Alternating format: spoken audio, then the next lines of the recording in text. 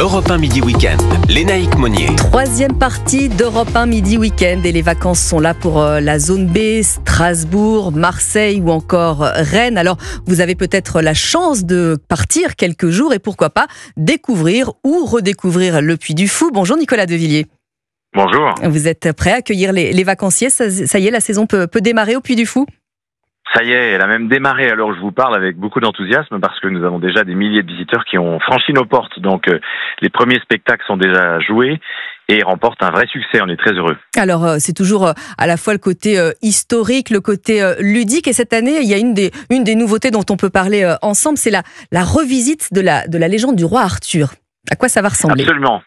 Bah oui, c'est un nouveau spectacle qui s'appelle l'épée du roi Arthur et qui a convoqué sur scène des moyens et des innovations technologiques énormes qui sont toujours au service bien sûr d'une histoire et donc d'une émotion.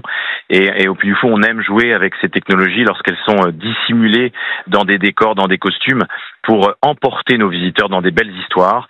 Donc c'est un spectacle à la fois très spectaculaire, très impressionnant, mais aussi très émouvant que nous avons proposé tout nouveau cette année en 2025. Vous vous êtes un peu éloigné de la forêt de Brocéliande, il me semble, dans ce nouveau spectacle, non ?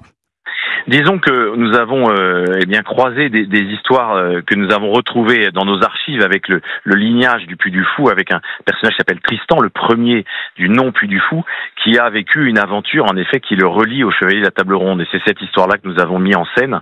Ça permet de proposer un spectacle dans lequel le merveilleux se mêle à l'épique. Et effectivement, c'est déjà des très, très bons retours là qui nous reviennent de nos visiteurs. Les premiers qui l'ont vu sont déjà très enthousiastes. Alors Nicolas Devilliers, c'est vrai que 2024, ça avait été assez extraordinaire en termes de fréquentation. 2,8 millions de visiteurs en France. C'était 200 000 que l'année précédente, l'année 2023. Vous avez quel souhait, quelles espérances pour cette nouvelle édition ?